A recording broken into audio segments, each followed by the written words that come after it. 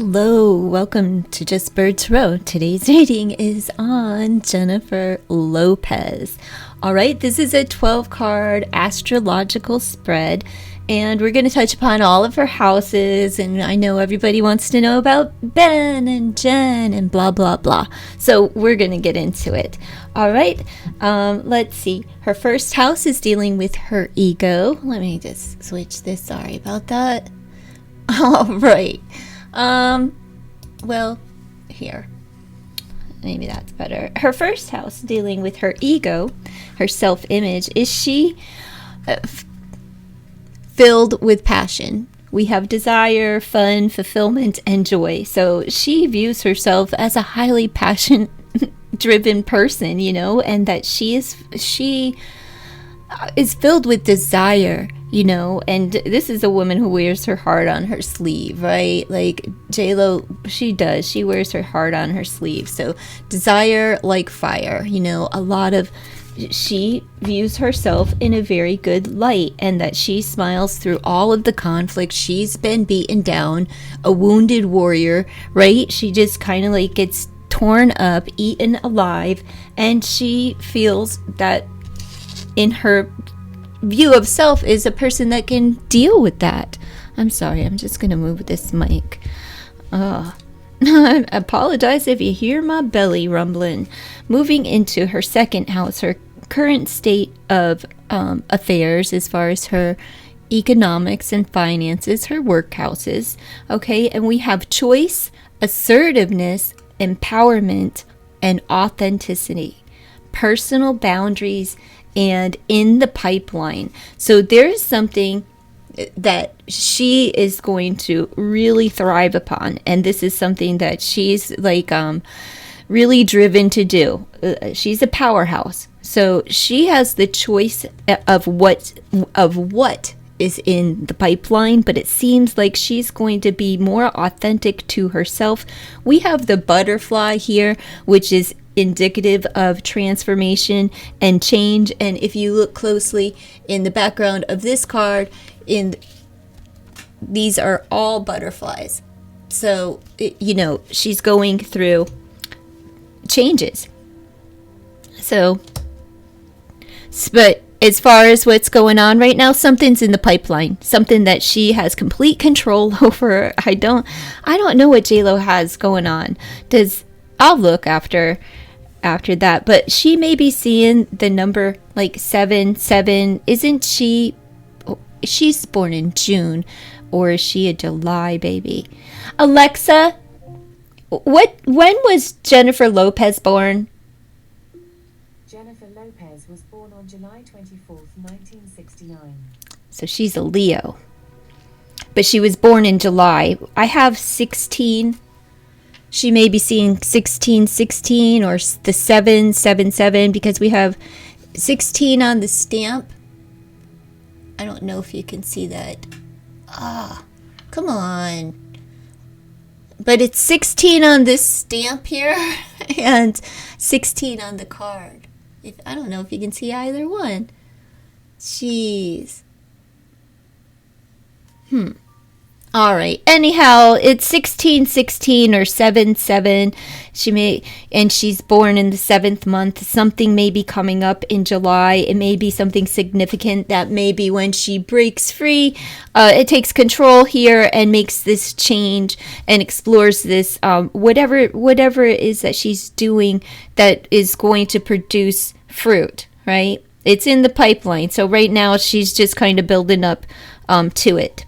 She's asserting her power in whatever is in the pipeline, because what's coming up in her future is a home, shelter, safety, nurturing, and warmth. Rebuffed. She's rebuffed. So that is her in her finances, her future finances. She may be investing in a home, but however, if Ben's moving out or something, because we have shelter, safety, nurturing. But this being her finances, I would say that her finances she feels comfortable. She has enough. She's comfortable, right?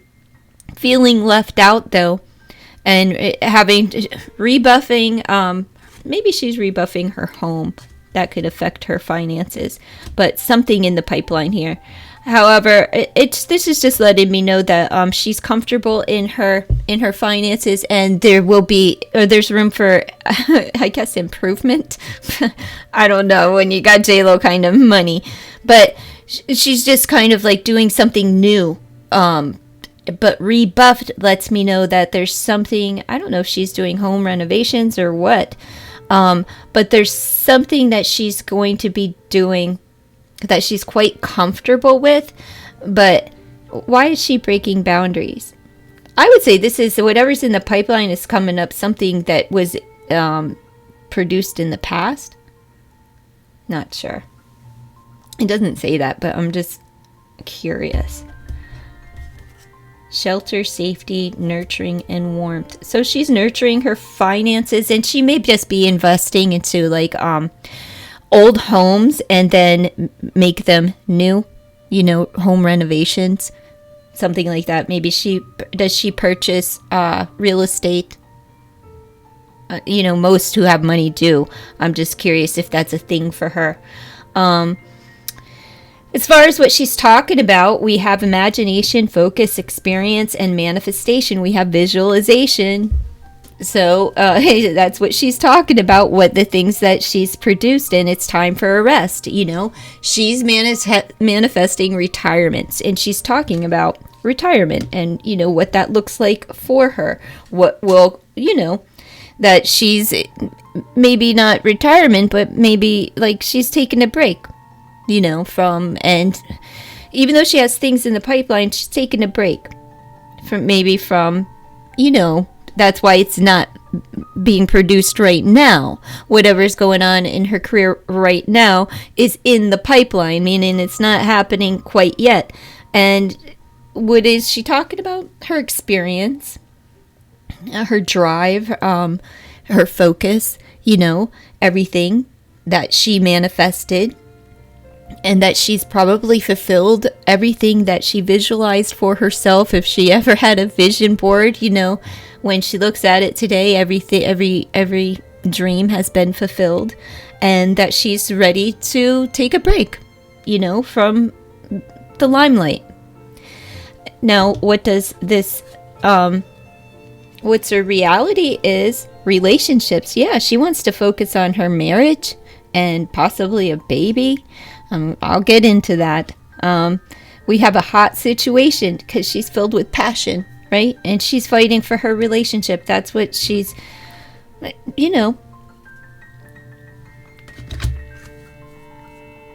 freedom, acceptance, trust, and intimacy is a hot situation at home. All right. That's her reality, though. And she wants an intimate relationship. And, she's very passionate, and she may be fighting it. And I don't know how Ben is with it or whatever, but she wants to stay at home, and it may not be like real cool with Ben. Do you know what I'm saying? Like it creates a little bit of friction. But this is a woman that's like, I'm a powerhouse, bitch. Like, I'm going to say what needs to be said. And if I want to stay home and tend to my man, I'm going to stay home and tend to my man. Because she's older. She's like, I already did it all. Everything that I ever imagined. I'm time to tend to my marriage. Time to get it on with that spicy cauldron. Then we have her crown chakra at home. So we have assuming command. Yeah, there's a new sheriff in town. This is letting me know that Jen, what Jen says goes. She's in complete control. She may even be telling someone to get out. Get out. Take your duds and go. And I don't know who she's saying this to. It's someone in her home. It could be Ben. It doesn't have to be. I'm just saying. Hold on. I feel like this crown chakra is, I don't, in her home, this is her allowing maybe Ben to lead and really trusting her intuition. And you know what? That's card number is 43, another 7, 7, 7, 7. So 777. Look,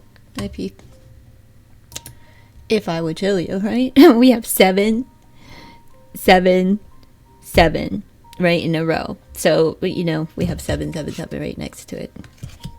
All right, I'm just showing you. So the 7s are important in some way. Alexa, what does the number 777 mean? Number 777 reads, and for a sacrifice of peace offerings, 2 oxen, 5 rams, 5 he-goats, 5 lambs of the first year. This was the offering of Pagiel the son of Okran. Okay, sacrifice and peace offerings. All right, that's Numbers chapter 7, verse 77. Okay, and for a sacrifice of peace offerings, 2 oxen, 5 rams, and 5 he-goats, 5 lambs of the first year. This was the offering of Pagiel the son of Okran. Okay. So it's about sacrifice and peace offerings. So there's a new sheriff in town, and maybe she is sacrificing, you know, the reins.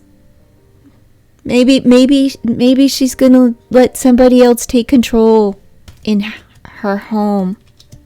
But as far as, because even in her personal space, like her physical, it still reads the same. Like her physical body is still like this, somebody else is leading her, right? And it's for her highest good. She's trusting her intuition, right? And to either lead her, guide her fully and truly from within and in her physical house, just allowing her it to be more intuitively led versus controlling. I'm not sure. You tell me. Her SEX, we have base chakra. She's like, again, filled with fire and desire and life reflected. She's looking back at a time when things were really hot. Probably, I would say between her and Ben, you know, I mean, that is who she's with. So that's what I'm sticking with, folks. That's what I'm sticking with. I don't know. We'll see. Can I get this away from the mic? All right. Let's get this going. All right. Fly, Eagles, fly. Today is February 10th, and the Super Bowl is this weekend, so yay. Anyhow, let's move on into her house of relationships. So we're life reflected and art and high passion. She's highly created in the art of sex, okay? Let's just keep it at that. We have nature, presence, practicality, and stability. That's a new beginning there with that number 1. I was just looking. Okay, so grounding, there's need to balance things out. We have the mind's eye, distant shores, nature, presence, practicality, and stability. She needs to ground herself because it feels like the stability in the relationship is not really there right now. And it's kind of like in the distant future.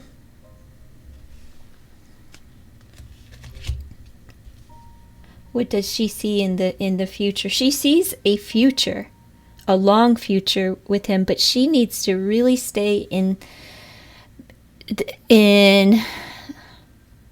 I guess, like, ground herself in reality, right? And stay in the present moment and be a little bit more practical and a little less romantical. Moving into her 8th house, again, she's on fire, her subconscious. We have goals, passion, craving, and fulfillment. There's something that she desires, and it's babies, because we have nesting instinct, family, babies. Are she and Ben going to adopt? Has anybody heard word on the curb? As she's viewed by others, her social standing is divine consciousness, expansion, oneness, interconnection, light, and coping with loss.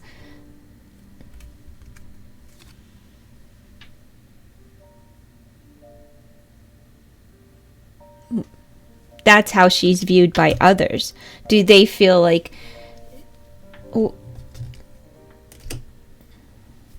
that she's secretly grieving? I'm not sure. You tell me. Over, like, heartbroken, over a loss. So maybe she has a loss in 2023, but they still view her as whole, even though she's coping, she's still centered, and even though she's dealing with or coping with some form of loss. Her friends love her. They see, it says, "I love you" right there. And it's the heart chakra. So they're telling her to break these barriers. Remember who you are, where you come from, that you are solely love, embrace that, remember love in your life and tend to your heartstrings. These are her friends. They're very loving toward her, and they also miss her. It's the card of memory, so I'd say they miss her, and they love her. In her 12th house of enemies, we have vocalization. This is the 12th house. There's somebody in the industry, because this is the house of Neptune. Neptune rules music, right? And we have vocalization, inner voice, individuality, assertiveness, self-expression, singing like a bird. What a beautiful card, right? But this is maybe somebody who broke free from a group, because we have sisterhood, like minds. This could be someone who belongs to a music group, but they may have broke free from a group because we have self-expression. However, this is a group that Jen would have been a part of or involved with.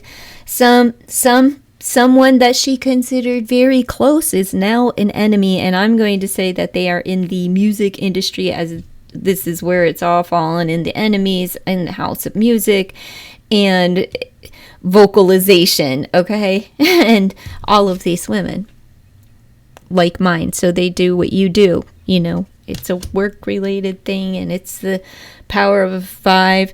And since it's the enemies, I will read that as chaos. All right. Moving on into her love, or I'll read her T cards, but her love oracles are confidence, you can do anything, and desire like fire. Like, she is on fire this year. Like, Jen is just filled with passion, fire, desire, sex. She wants it all. And she has a pest over here, but it's all right. A little bugger. Her T cards. Let's just grab these. Now, first card out is man number 2. Oh no, Jen's cheating. No, that is not what that means. Baby. Oh, Jen cheated in having a baby with man number 2. No, that's a lie. Mask. I believe that man number 2 is a doctor or a lawyer, something to do with babies and revealing babies, unmasking babies. More will be revealed on this. This is a secret. This is a person. This man number 2 may be the person that wears a mask. The baby may be masked because, of revealing the baby, or the idea of a plan. All right, we have money, because there's an exchange of money here. So this man is being paid for a baby. Oh, no, Jen's not buying babies, but that looks a lot like adoption, and she loves babies. She really wants to reveal this, but she's keeping the baby a secret, hidden. It's a mask. Not quite yet. She's taking care of business. She's a woman of a certain age. She has to prove that she can financially take care of this baby, whatever. Basically, I'm just saying she's going through the process, taking care of business. Because here's the contract. We got the letter. And there's a love letter that's going to be revealed as well. But this is a letter about the baby. The baby is right in the center. So I'm going to predict that Jen is in the process of adopting a baby or signing something over that she loves. She's revealing she's revealing her love through a writing, which could mean that she's writing a love song. There's a contract here with money, with dealing with a man. There's a man with a baby and a mask, so that man is going to reveal a baby to her. In exchange, the man is attached to the baby and money, and there's a lot of love attached to the baby, and that will be revealed. All of this love is going to be revealed. And there is a great love for money that's attached to the man. And the baby, but there's a contract, and I wouldn't be surprised if Jen doesn't write about the love of children and love itself for money. Something will be revealed. I'm not sure.